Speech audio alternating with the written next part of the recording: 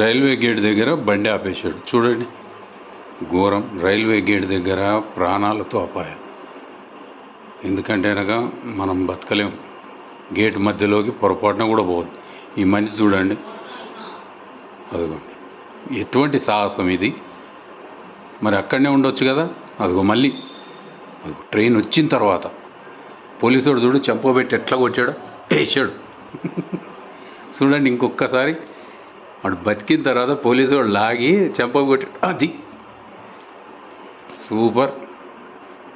ఇది చూడండి, మన దగ్గర చాలా పొరపాటు. మన ఇండియాలో గేట్లు వేస్తే ఇట్లా దూరుతూనే ఉంటాం. అటు చూడు ట్రైన్ దగ్గరకు వచ్చేసరికి భయపడ్డాడు. అది ముక్కలు ముక్కలు అయిపోయింది. మన ఇండియాలోనే ఇది అవసరమా?